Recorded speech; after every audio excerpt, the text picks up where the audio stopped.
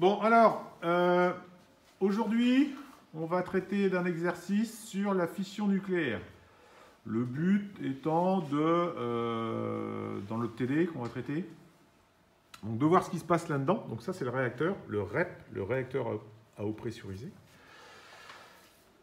Et le but, en gros, c'est de voir combien d'énergie, en fait, on peut tirer quand on a une certaine, je sais pas moi, si on a une tonne de combustible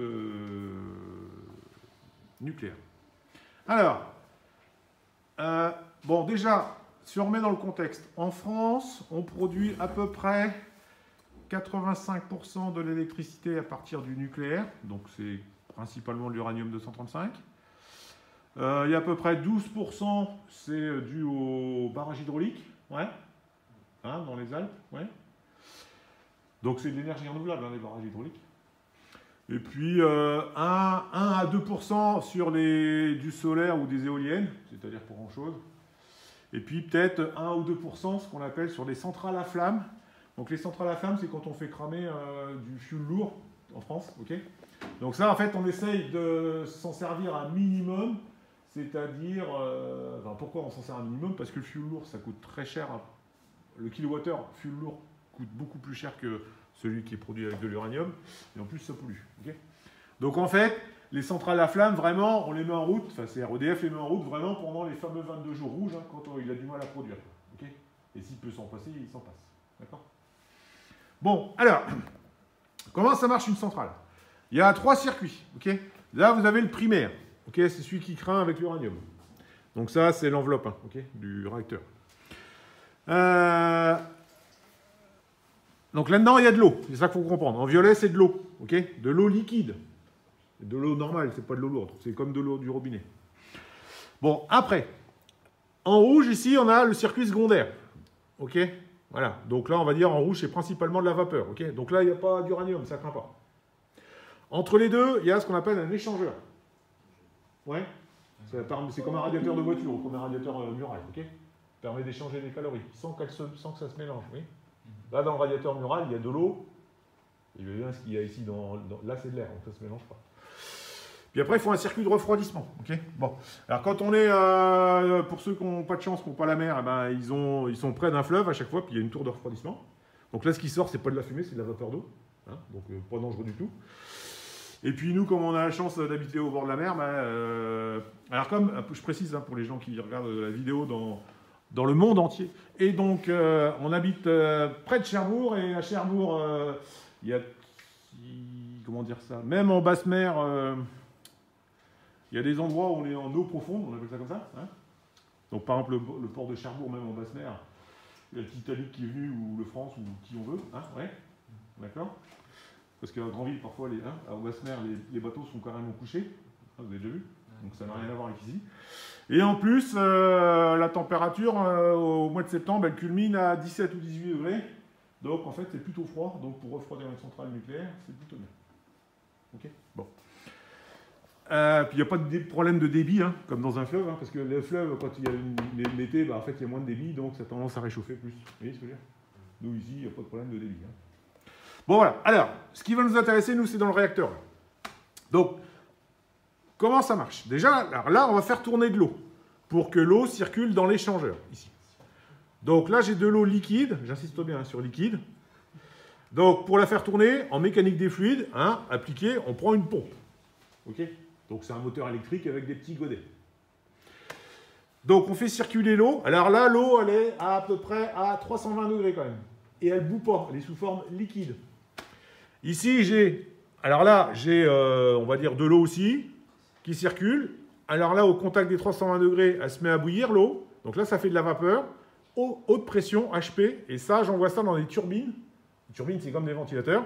Et la force de la vapeur fait tourner les turbines. Et sur le même axe, zouk, je mets un alternateur qui tourne en gros, enfin en gros, c'est pas en gros, qui tourne pile poil à 1500 tours par minute. Comme il y a 2 paires de pôles, ça nous crée du courant électrique sous quelle fréquence? 50 Hz. Ça tombe bien en enfance. Okay, et puis après, alors là, je ne connais pas trop la tension, c'est peut-être dans les 5-6 000 volts. Puis après, on a un gros transformateur qui est dehors dans la centrale et qui va convertir ça en 400 000 volts. Et on envoie ça sur des lignes à très haute tension, très très moche. Hein, et puis après, on envoie ça dans la France entière. D'accord? Alors, après, à quoi elle sert la... À quoi ça sert, ça? Alors, il y a des gens qui disent que ça sert à refroidir. Ben, en fait, non, ça ne sert pas à refroidir. Alors, ça refroidit, mais c'est... comment dire? Le refroidissement, c'est le moyen utilisé. C'est pas ce qu'on cherche à faire. Ouais. Mais en fait, l'idée, c'est que là, vous avez de la vapeur, en gros. Enfin, moi, je vois ça comme ça. Hein. C'est peut-être pas exact ce que je dis, comme d'habitude, mais en tout cas, moi, je vois ça comme ça. Alors, en fait, dans la vapeur, il y a de la force. Okay, sauf que ici, vous voyez, là, vous avez... bah, ça, c'est des... Je sais pas comment on dit. C'est comme un ventilateur. Ça, c'est des hélices. Hein, vous voyez? Bon. Vous voyez, là, c'est des hélices.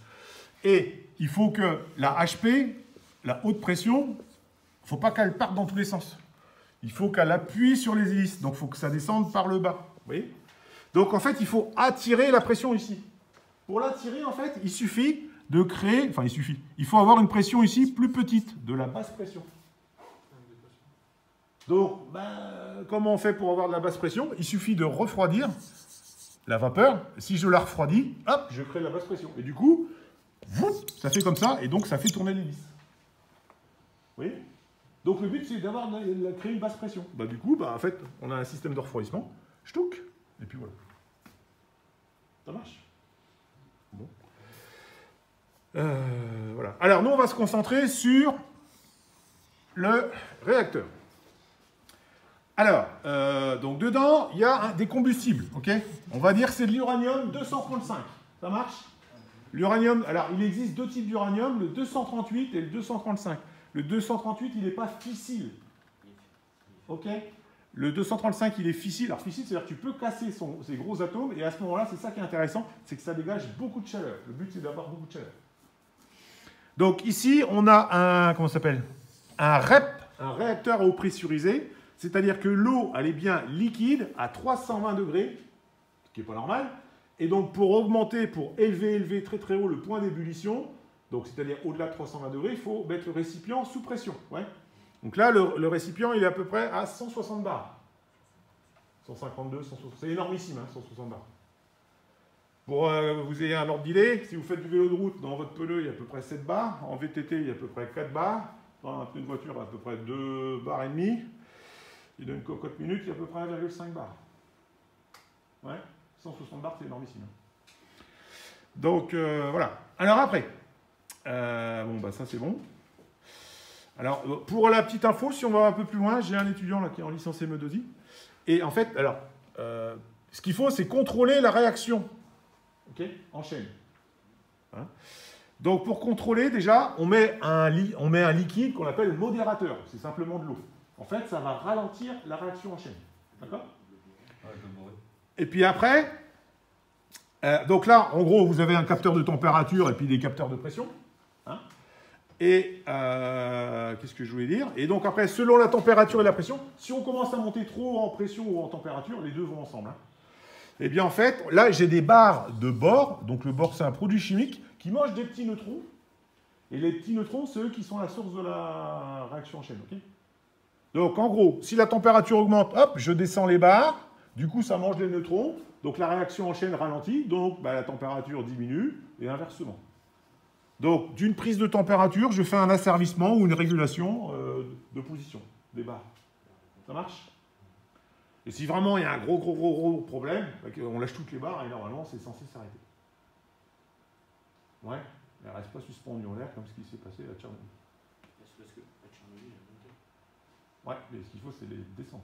Ouais. Ouais. C'est pour ça qu'elles sont pas montées. Ouais, elles sont restées en haut, fait, dans le bon. Non, pas besoin du tout. Elles sont restées en bas.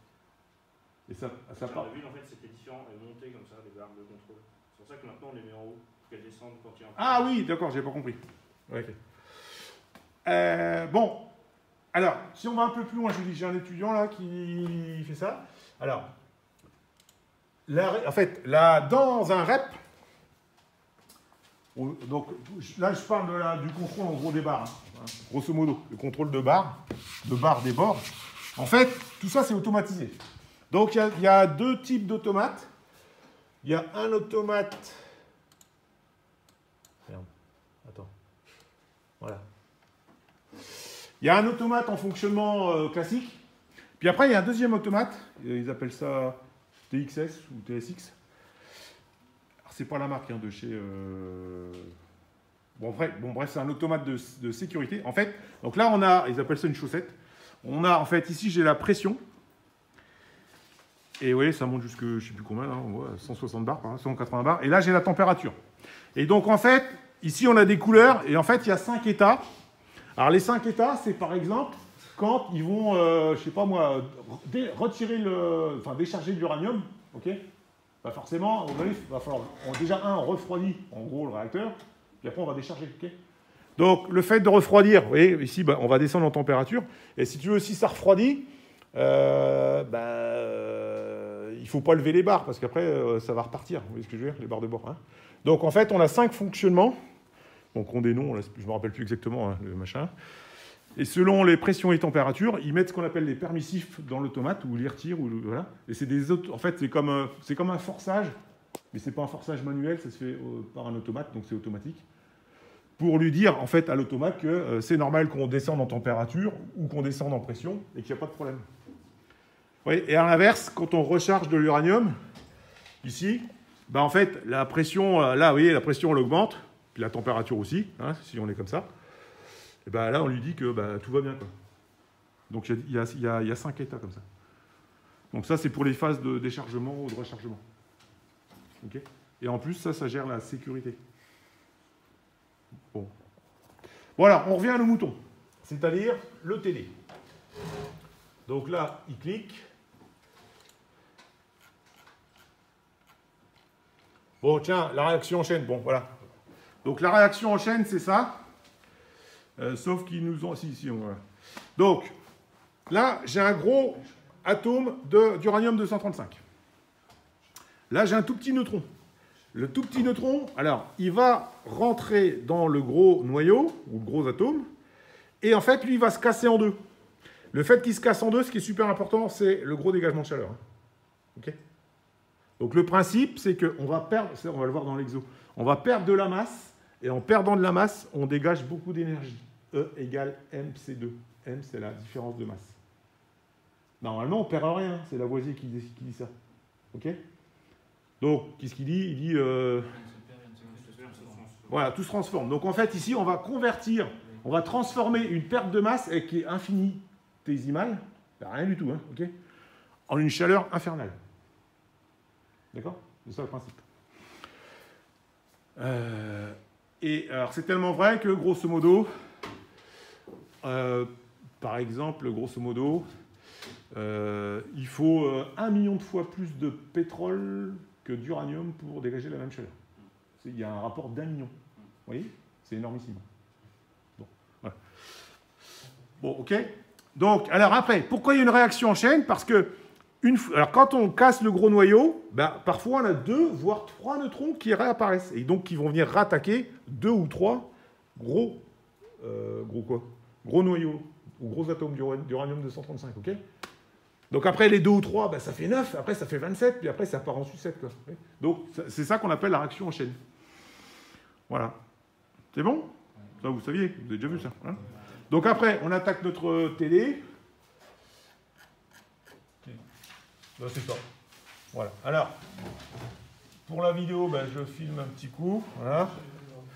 Donc ça s'intitule « Production d'électricité ». Voilà, bon, blablabla. Bon, ça reprend un petit peu tout ce qu'on dit. Hein. Donc, le combustible fissile, c'est de l'uranium-235.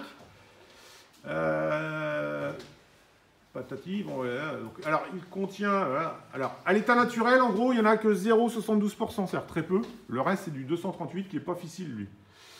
Alors, après, on fait de l'enrichissement d'uranium. Bon, c'est ce qu'ils font un peu en Iran en ce moment, donc là, ça couine. Et puis on arrive à l'enrichir, on passe de 0,7 à 3,5%. Ok ? Bon alors, bon, tout ça c'est de la chimie. Hein. Bon, moi je suis pas une star en chimie, mais en fait il y a plusieurs réactions chimiques. Donc moi ce que je vous propose, c'est rechercher sur le net la formule chimique de cette fission, faire un schéma représentant le principe. Ouais, d'accord ? Alors, donc, ce que je vous invite à faire. Donc là ici j'ai mis des masses de différents atomes, okay, avec de l'uranium, du strontium et du xénon. Okay. Alors, c'est le moment de sortir vos téléphones. Enfin, je pense qu'ils sont sortis. Et puis, cherchez voir une équation chimique qui nous fait apparaître ça là, du strontium et du xénon. Alors, moi, j'ai ça dans mon... Cherchez ça. Ouais. Bah, vous cherchez réaction chimique fission. Bah, vous mettez fission avec xénon et strontium. Alors moi j'en ai une. Bah attendez. Donc j'en ai une. Bon. Donc là pour la vidéo là, on a donc les masses. On a les masses donc de l'atome d'uranium, du strontium, du xénon, celle d'un neutron.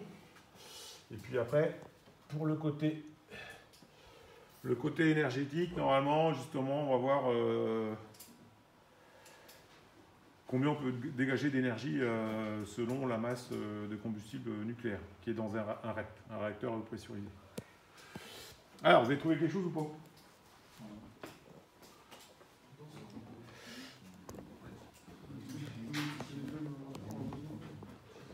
Bon, alors il y en a plusieurs, hein.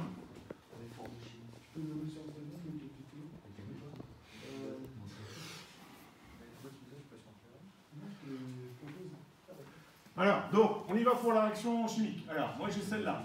Donc j'ai de l'uranium, alors, je crois que c'est 92 235. J'ai un neutron. Voilà, un neutron. Donc un neutron, je vais mettre ça comme ça. Bon, je suis obligé de regarder ma correction. Mot de passe, ça je le connais, c'est sûr. Alors 0,1.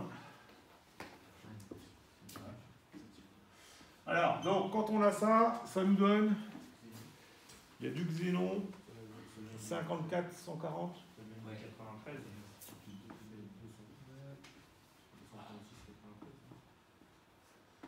Alors, donc là, j'ai ça en xénon, j'ai du strontium, 38, 94. C'est ça? C'est là, c'est dans 38, 94.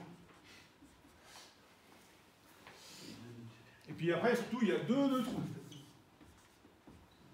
Ah oui. C'est la réaction de fission. La réaction, tu as dit quoi? De fission, hein. Ouais. Donc, alors c'est une des réactions parce qu'il y en a plusieurs. D'un point de vue chimique. Okay, bon, on va prendre celle-là. Donc le but du jeu, c'est pas compliqué, c'est de vous montrer que entre ici à gauche, avant la fission, et après, on va avoir une perte de masse, et cette perte de masse va être transformée en chaleur. Ok. Bon, alors normalement, d'un point de vue chimique, le 92 qui est là, ça doit être ça plus ça. Bon, ben ça tombe bien, ça fait 92, et le 235, plus ça, ça fait 236, là, ça va faire, avec le 2 fois 1, ça fait 236. Yes. C'est bon ça? Bon alors après, question 2. C'est l'aspect massique.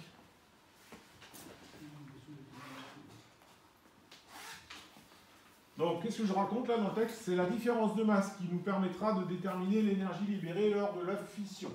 Calculer la différence de masse entre la masse finale et la masse initiale. Alors là, on peut mettre, je sais pas moi, NI. Donc ça, c'est la masse initiale.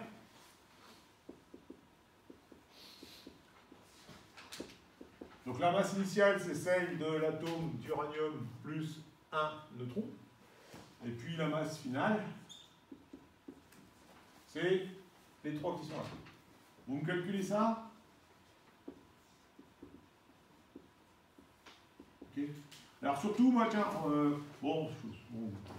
faites ça. Alors, surtout, moi, ce qui m'intéresse, c'est le delta M. Donc c'est la différence de masse. Donc entre la masse initiale ou la masse finale moins la masse initiale. Et là, normalement, ça devrait être négatif. Parce qu'on a perdu de la masse. Quelqu'un me calcule ça? Ce qui serait bien dans l'assemblée, c'est qu'on ait tous la même différence de masse.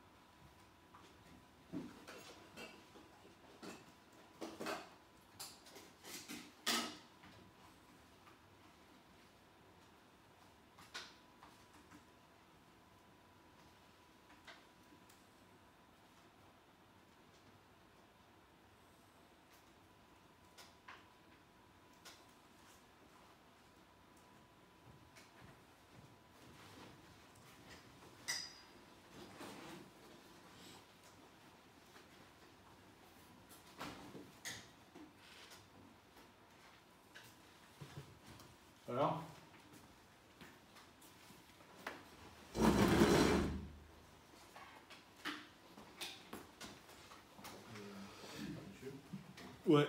C'est pas censé avoir la même masse. Qui? Bah, entre le signal et. Ah bah non, justement. C'est tout le principe. Hein.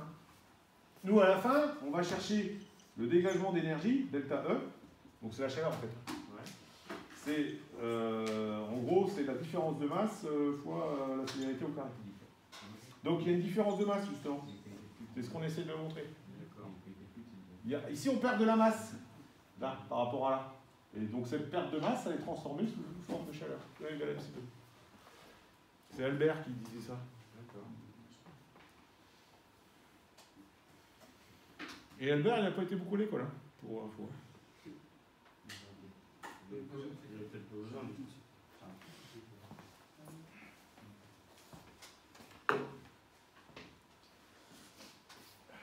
Il me semble même que son premier métier, c'était pas du tout scientifique. Hein. C'était un loisir pour lui.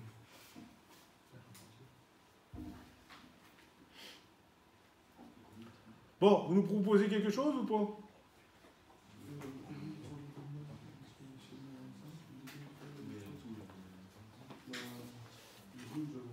T'as combien de deuxième?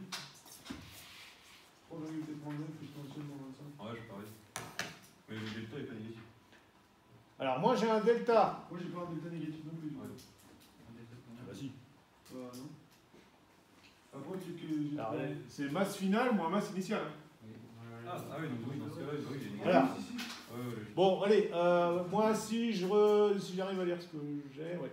Donc la masse finale, j'ai en gros, faut aller loin dans les chiffres, hein, 3, la masse finale, 8,999 10 puissance moins 25, et la masse initiale, j'ai 3,91 96 10 puissance moins 25.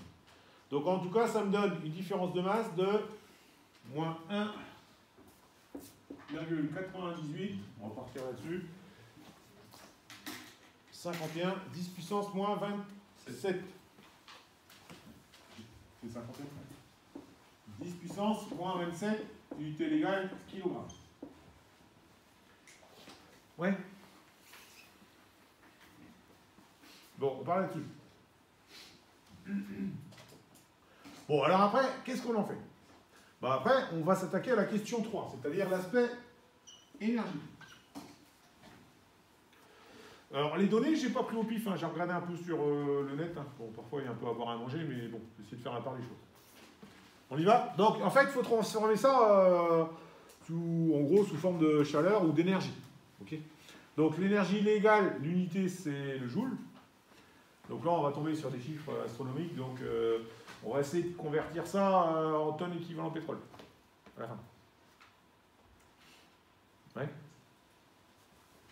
Alors, donc, on y va pour la question numéro 3. Donc, le combustible nucléaire, donc ce qu'on met dans le réacteur, contient 88% d'uranium, dont 3,5% d'uranium 235 fissile. Alors, et tout au début, on avait dit que, alors je suppose que on a une tonne de combustible nucléaire, ok? Donc, alors j'écris ça comme ça. On a une tonne de combustible nucléaire. Bon, dans cette tonne-là, il y a 88% d'uranium, dont 88% d'uranium. Donc dans l'uranium, ça fait 880 kg. Alors c'est de l'uranium, attention, hein, il y a du 235 plus du 238. D'accord? Il y a les deux. Mais on n'a seulement que 3,5% d'uranium 235, c'est celui-là qui nous intéresse. Ok? Et c'est celui-là qui est difficile, hein. L'autre, on s'en fout. Donc 3,5% d'uranium 235. Alors ça fait, soit, tu fais 880 kg fois 3,5%, donc 0,035. Ça fait combien de kilos ça, d'uranium? 30,8. Ça fait donc 30,8 kg d'uranium 235. Donc c'est ça qui m'intéresse.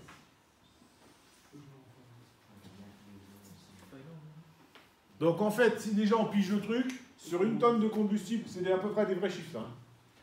Sur une tonne de combustible nucléaire, il n'y en a que 30 kg qui sont fissiles.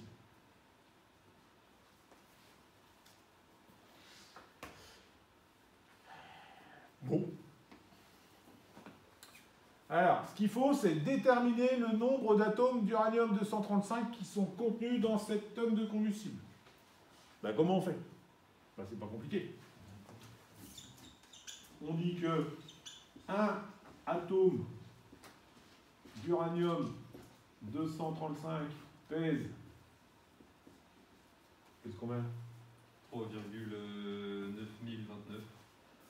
3,9029 10 puissance moins 25. kilogrammes.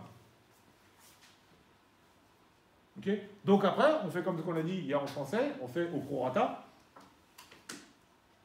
Un atome, ça pèse 3,9 10 puissance moins 25, mais ici, des kilogrammes, j'en ai 30,8. Donc, dans 30,8 kg d'uranium 235, on a combien d'atomes? 7,89 10 puissance 25. 10 puissance 25 atomes d'uranium 235.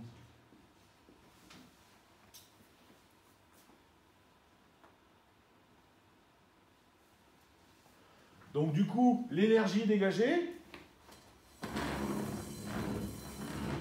alors l'énergie dégagée, alors elle est négative, hein.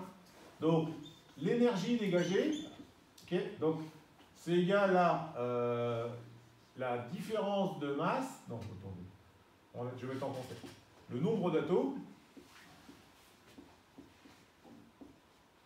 d'uranium 235 fois la différence de masse qu'on a trouvé au-dessus. Hein. Alors, la formule chimique, c'était pour un seul atome. Hein, ok? Ouais, tout le monde pige là? Fois la célérité au carré. Donc 3 10 puissance 8 au carré. Yes? Donc ça va être négatif. Donc ça veut bien dire qu'il y a un dégagement de chaleur.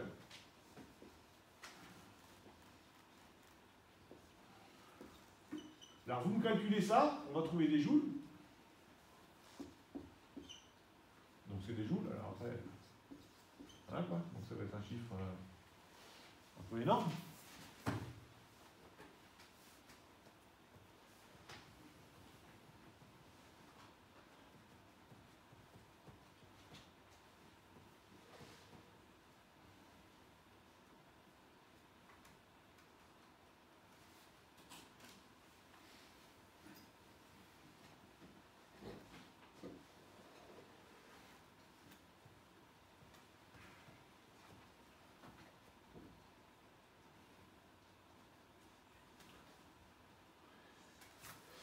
Alors, combien on trouve là? 1, 41, 10.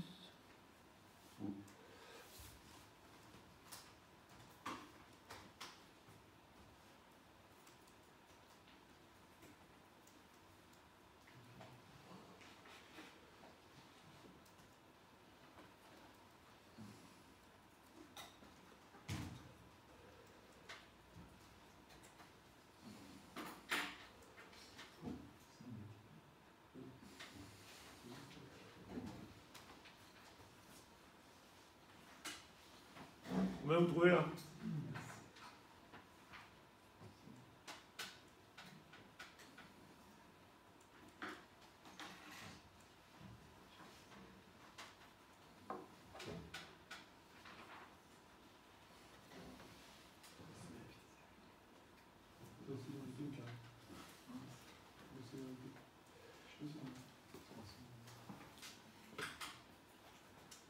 Célérité, c'est 310 puissance 9. Non. C'est 3,00 10 puissance 26. Hein?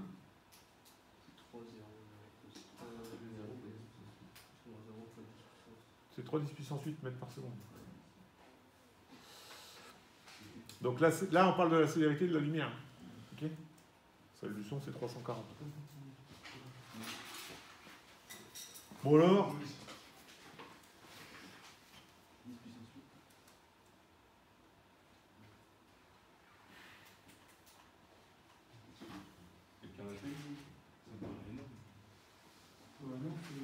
possible. Ça va être un chiffre. Ah, attends, j'ai un truc, moi, c'est quoi, il manque quelque chose là. Il manque un truc, moi, dans ma correction. 10 puissance 6, un truc qui va pas. Alors? Moins 46 987 325. Ouais, ben ça me va pas, moi. Donc, 10 puissance combien là? 16. 16? Ah, j'ai dit puissance 16 aussi, moi. Ouais, bah parce que moi j'ai un 10 puissance 6, à mon avis, dans ma correction, j'ai un qui va pas.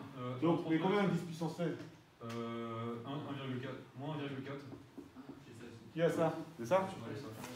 Ouais, parce que moi je dois avoir. C'est ça qui. J'ai le. C'est bon? On parle là-dessus? Bon, alors. Bon, moi ça me parle pas, ok? Bon, après ça parle peut-être à des gens, mais moi ça me parle pas trop. Donc on va convertir ça en kilowattheure, ça marche? Hein? Et alors. On sait, enfin, normalement, que. J'ai regardé sur internet, alors c'est pareil, les sources, voilà. On va partir sur le fait qu'une tonne équivalent pétrole, ça correspond à peu près à 11 000 kWh. Donc selon les sources, ça change un peu. Attends, je vais réécrire là-haut plutôt. Donc selon les sources, c'est entre 9 000 et 12 000, ça dépend. Alors j'avais cherché une fois, j'avais cherché longtemps. J'arrivais jamais à vraiment retomber exactement sur mes pattes, mais c'est l'ordre de grandeur. Il y en a qui peuvent vérifier ça sur le téléphone, là, voir un peu, en même temps. Parce que ça, c'est une mémoire et je le fais pas tous les jours. Une tonne équivalent pétrole, ça fait à peu près combien de kilowattheures? Je crois que c'est de 10 500, 11 000, ça dépend des sources.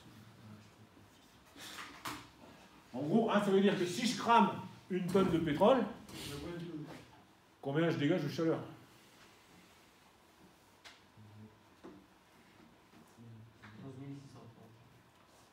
Ouais, ça. Non, alors là, j'ai 11 630, il y en a qui ont des autres valeurs ou pas?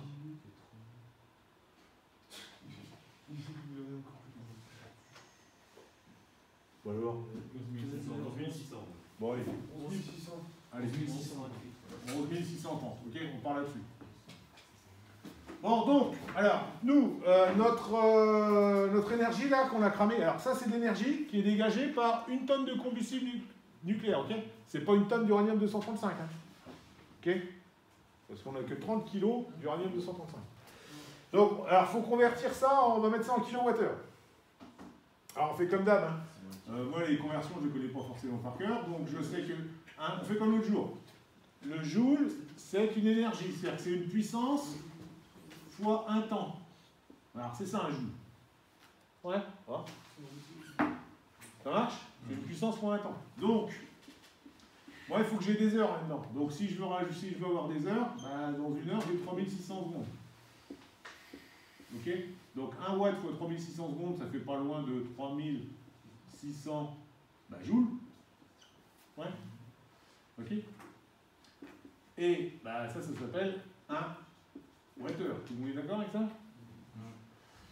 Et donc, du coup, 1 kilowattheure, ça équivaut à 3600, et puis je rajoute 3 zéros en joules. Ouais? Donc, du coup, mettez-moi mon delta E en quoi? Ah, tiens, en kilowattheure. Donc il faut diviser ça par 3,6 millions quand même.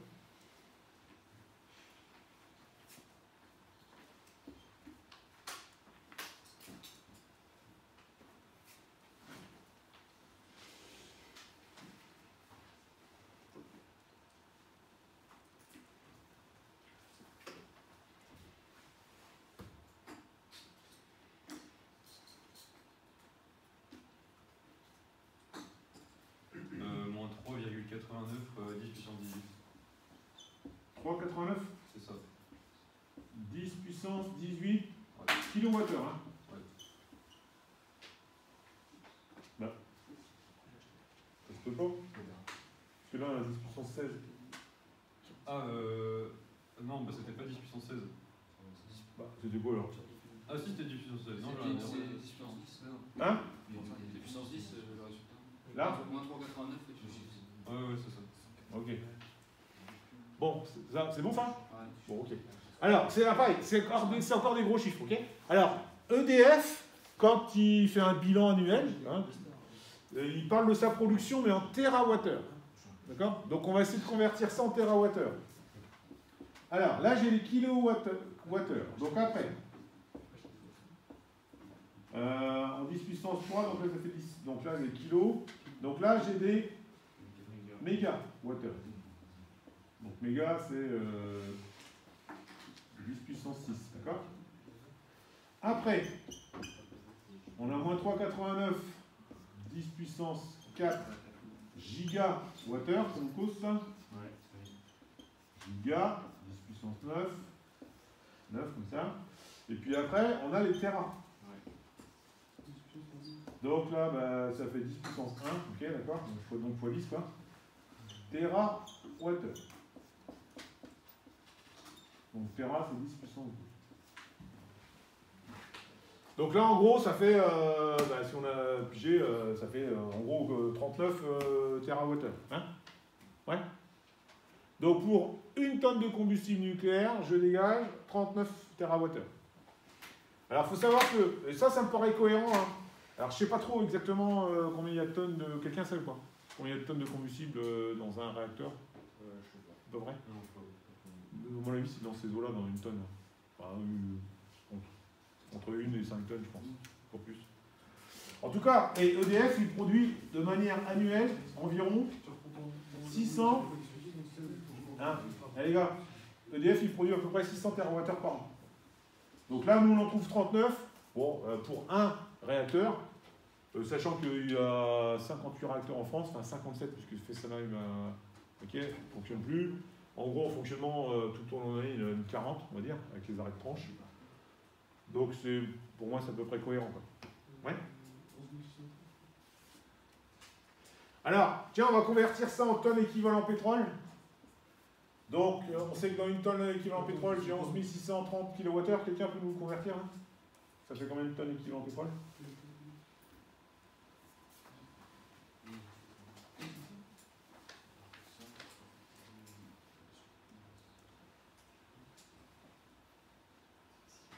Oui? Bon, donc, ça, vous me le divisez par 11 630. Il faut m'aider, hein, de tête. Allô? J'ai moins 3 343 842. Alors, moins 3 millions. 343 000. 343 843. Tonnes équivalent pétrole.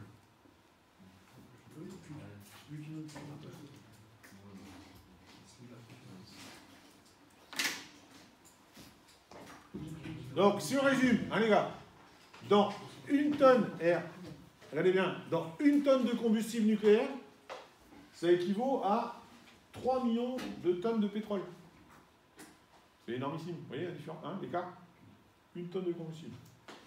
Et encore, ça c'est quand on n'exagère pas le truc. Hein.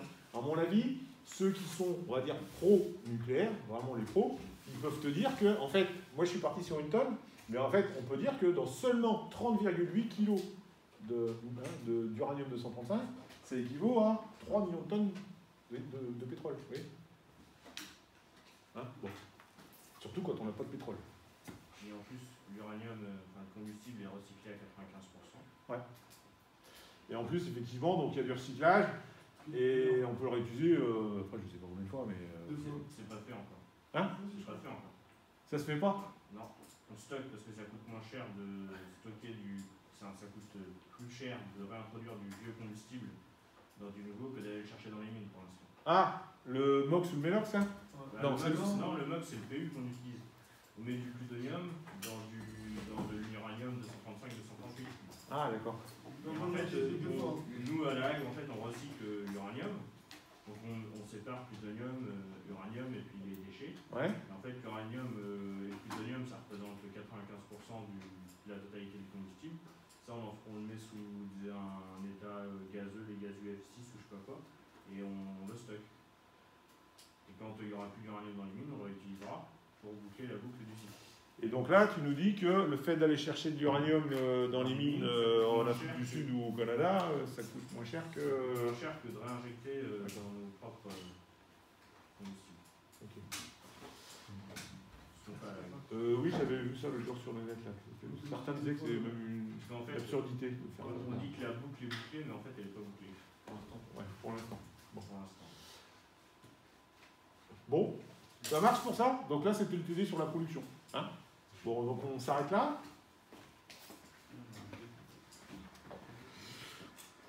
Donc, enfin, je termine. Donc l'idée des exos qu'on a fait, on a fait 2 types d'exos, hein, vous avez dû voir. Il y avait, alors, chez EDF, hein, il y a 4 métiers. Hein. Tu as la production, donc c'est ce qu'on a fait, là. Il y a le transport, c'est RTE, ouais, sur des longues distances, hein, c'est 1000 km. Après, il y a la distribution, c'est Enedis, donc là, on ne l'a pas vu, parce qu'on a fait tout ça en MTS1, tu sais, régime de neutre et compagnie, là. Hein. Puis après, il y a la facturation, EDF, hein, donc ça, on a vu en long, en large, à travers. Donc ça, on va dire que c'est le premier grand thème. Puis il y avait le deuxième grand thème, c'est comment faire des économies. Donc soit en choisissant un bon contrat, soit en économisant du kilowattheure, et puis toujours en investissant donc pour faire un temps de retour sur investissement. Ouais. Bon, donc terminé pour ça.